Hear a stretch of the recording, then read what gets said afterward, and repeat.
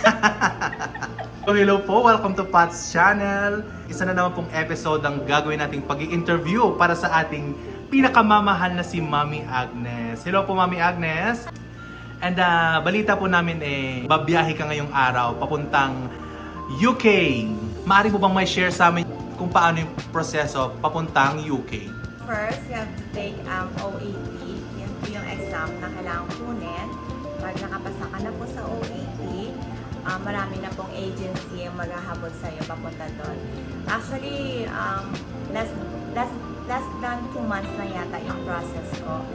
Nung nakapasa ako OAT, nagbakasyon muna ako sa Pinas. Hindi muna ako nagpa-line up for interview because I have to be home para makita ko yung family ko. Tapos nung dumating ako dito, I decided na magpa-interview. Actually, first interview ko, na-failed pa ako noon. Hindi para sa akin yung hospital na yon. So, I tried again after a week na okay naman siya. Awa ng Panginoon, mababait na nag-interview. Kaya, alam ko na din talaga ako dadalhin ng Panginoon. Kaya, yun. After that, ang process, dito kasi sa Riyadh, ako lahat yung sa medical, I paid like 1,100 SAR for the medical. Marami kasi yun eh. Pero sa agency, nire-reimburse naman nila yung OET, tapos yung CBT exam na pag kumuha ka nun, reimburse nila yung binayad mo doon. So around less than 40,000 yon, mga 39,000, 38,000 reimburse nila. After na nakapasa, na-process ko yung mga papers ko, then nag-visa clearance. Maraming nangyari sa akin along the way. But through God's guidance naman and God's mercy, natapos din. Kasi alam ko naman that He's not done with me yet. Our God is able to provide everything. Kaya I'd like to encourage everyone na kung ano man ang sitwasyon mo ngayon, huwag kang mawawala ng pag-asa. Low ka man or nasa up ka man ngayon, always si Lord parati ang unahin natin. Kumapit tayo sa Kanya and we should trust His process kasi siya lang naman ang nakakaalam ng end journey natin. Kung ano ang mangyayari sa atin sa past. Simula pagkabata hanggang end journey natin. Siya lang, ang Panginoon lang. Kaya, yun po. Okay, Mami Agnes, maaari ko bang matanong kung ilang taon na si Mami Agnes dito sa Saudi Arabia? Almost 9 years na po. Wow, 9 years! So how was your experience here? Bakit ka tumagal ng Saudi Arabia ng 9 years? Okay naman po yung experience ko. Siyempre, iba-iba pong season, may ups and downs, especially working with Arab people. They're very difficult person to deal with. Pero with God's grace po, nahasa naman tayo na nagiging okay naman po. Nagiging yung patience natin, humahaba po as the time goes by. Kaya nalalaman po natin kung paano sila i-deal, and marami po ako natutunan dito sa Saudi Arabia. It has been a blessing na nandito ako, nagtrabaho ako dito. I will forever be grateful to this country sa lahat ng binigay sa akin, yung mga na-learn ko po, at saka sa lahat ng mga taong nakilala ko throughout the way, sa mga nakasama ko, sa lahat po kung mga taong sinaktan ako. Anyways, I used to be like a tigress, like a lioness. When I first came here in 2015. But then again, when I started to be active in the ministry, Breath of Life, glory by glory, binagbago ng Panginoon yung puso ko. So yun, nagiging nagiging pusa, then nagiging routine. Yung alam mo na yung hindi ka na mag-effort, mag-waste ng effort to heal yung magagalit sa mga maliliit na bagay. Ayan po. Amen po. So, sa 9 years po ninyo, dito nyo lang po na-meet ang Panginoon or before po kayo pumunta ng Saudi, born again Christian na po kayo? Actually, when bata pa lang ako, yung from 7 years old, baptist na kasi kami, kung saan ako nag-stay before, hanggang grade 4 ako nun. So, I have this foundation with our God. Alam ko kung sino si Jesus. Maganda kasi yung foundation ng Christianity sa Iloilo, especially yung bata ka. Kaya marami din ako mga verse na memorize kasi yun talaga yung training namin, training ground. But then again, nung nilipat na naman ako ng tirahan, naging Catholic ako. Tapos since yun, nung hanggang devotee pa nga ako sa Catholic. Pero when I came here nga, so in-invite ako nila Janine. Si Janine talaga, siya talaga yung hindi ko makakalimutan kasi siya lang talaga ang nag-pursue sa akin. Binigyan niya ako ng responsibility sa Breath of Life na ganito magluto ka, ganyan. Yung binigyan niya ako ng kailangan kong balik-balikan yung Breath of Life. Kasi dati sobrang layo ko eh. Nasa bundok ako. So, mahirap pumunta sa Sulemania every Friday na malayo ka sa Kapiasnan. But, yun, nagbakasyon ako, nagpalipat ako na malapit dito na sa Sulemania kasi I told them gusto kong mag-church na nga, gusto kong makasama yung mga friends ko and sila Janine, tinuturing ko na silang family kaya ayun po, napaka-strong, naging strong ang faith ko dito sa Saudi Arabia. Ang daming nangyari, sobra-sobra. Kung kilala mo ako, you will be amazed how I survived the trials na dumaan sa akin because of God. Yun siya talaga nag-care sa akin. So sa tagal ng stay mo dito sa Saudi Arabia, ano na ba ang naipundar ni Mami Agnes sa Pilipinas?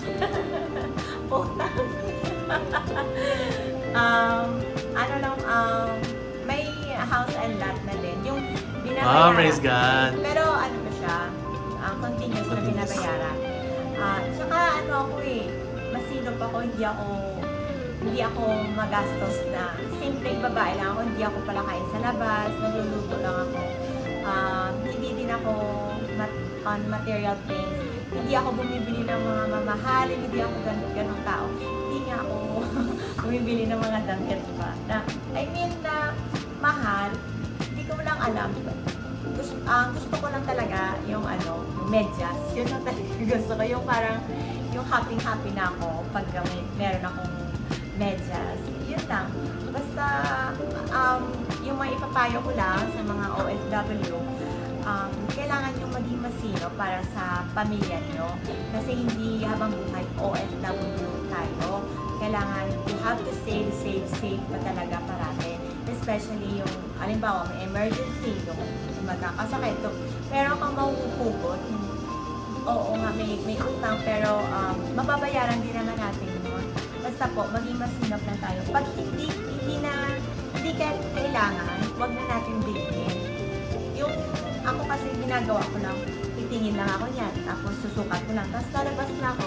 Sinanay ko yung sarili kong maging ganyan, hindi siya nasasad, hindi ako masyadong nasasad sa gano'n. Kasi para sa akin, material things lang. Kung meron mo na kayong nakikitang mga luxury items sa akin, galing yun sa nanay ko. Mga binana ko lang yun sa kanya. Yun lang po, or sa mga tita ko. So recently, we heard na you undergo operation. Maaari nyo bang ma-share sa amin yung experience mo na ito? Yun po, wala naman pong masama maging masinop. Kaso nga lang, sinobrahan ko siya. Yung as OFW, yung alam mo yung pag after ng church, pag Friday, nagbabalot ako ng tawag ko. Ako nga si Miss Shawi. President ng Shawi. Anyways, nung tatlong araw, yung ulam ng ganun ba. So, galing kasi ako bakasyon, yung daming kinain mga fast. I already have gallstone na siya. Tapos nag-inflame yung gallbladder ko. So, they have to remove it kasi sobrang in pain ako. Lap Holy yung ginawa sa akin. 4 na butas lang siya para matanggal yung gallbladder. Anyways, with lahat po, grateful sa lahat ng tumulong. At saka ako lang, na-approve naman siya ng insurance. lang din, ako lang pupunta sa hospital nagpa-opera. Then the next day, ako lang din umuwi. Basta kasama ko lang sa Lord, alam naman natin na makakaya natin. You just have to trust and put yung kapit kamay ka lang kay Lord. Okay po. Mari mo i-share sa amin, sa maraming bansa at lugar dito sa mundo, bakit UK ang iyong napili? UK, it was my dream to go there actually because a lot of my friends are there na mga babies ko yan sila sa Iloilo. Actually, ano pa yun 2020, yung shinare na ni Janine sa akin, yung process about UK. Pero at that time, hindi pa ako talaga ready kasi feeling ko, hindi ako masyadong matalino. Especially, I know I can speak well, I can understand, but iba kasi yung may mga reading comprehension. Pero ano naman siya, when the time is right, talagang pinufulfill ng Panginoon lahat-lahat ng promises niya sa'yo, sa ating lahat. Yun po, UK is my dream country. Gusto kong ma-enhance din yung career ko as a nurse there. Yun po. British yung mga tao at matatangkad at mapuputi. So, are you planning to marry someone there soon? No, hindi pa ako magpapaka-hypocrite na po. I'm single but I'm not ready to mingle. Yung sabi ko nga, papahinga muna yung puso. One step at a time, hindi naman lahat-lahat kailangan mangyari in one season. May season na mangyayari din yan. I know that piniprepare pa ng Panginoon yung lalaki yan para sa akin. But hindi ako nag-close door kung sino man yon. Basta as long as he loves God more than he loves me, okay na po yun. Basta pinadala ng Panginoon. Pero kasi sa ngayon, my focus is to pass my OSCE exam and then to be able to be a UKRN nurse. Yun lang po muna and makabayad tayo ng mga utang natin. So, napansin namin na Mami Agnes na yung eagerness mo to serve our Lord is very high, no? And are you planning to serve also the Lord in UK? Yes, of course. I promise him I will serve him all the days of my life. Basta, yun po yung promise ko sa Lord, saan man ako. I'm actually grateful sa BOL family na yung nag-equip talaga sa akin dito. Yung naghasa sa akin how to be able to learn paano maging worship leader din po. And sa lahat-lahat ng mga na-learn ko sa BOL, syempre po, i-share ko po yon sa kung saan man po ako mapadpad. Actually, I already have church na there, King's Church siya. So, ayun, inirefer po siya ng isang kapatiran natin na si Kuya Kevin. And hopefully po, kung bibigyan tayo ni Lord ng pagkakataon, I will be willing to serve Him through singing pa rin, and kung ano man po ang kaya. Alam naman po ni Lord, hindi naman po ako kailangang sabihan. I'm always ready to serve His ministry po. So, since na-mention mo that you can sing, can you give us a short song for our viewers? A short Christian song para ma-inspire po ang ating mga viewers. Nakakaya naman. Goodness of God.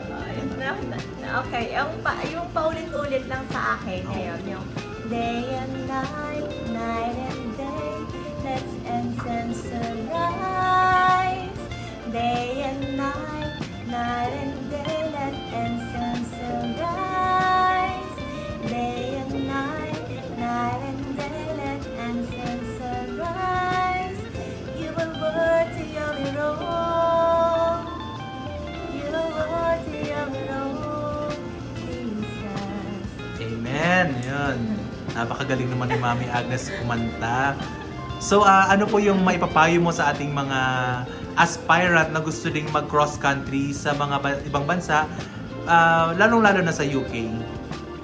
So, like to encourage everyone na wag po tayong mawawala ng pag-asa. Every day is a blessing pag nagigising po tayo.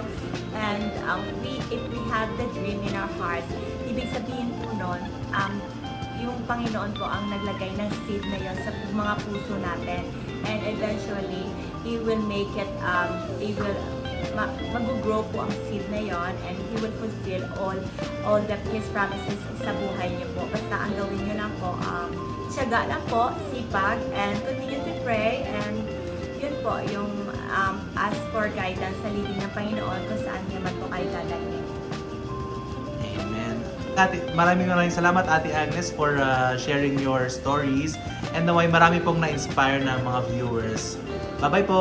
Bye-bye po!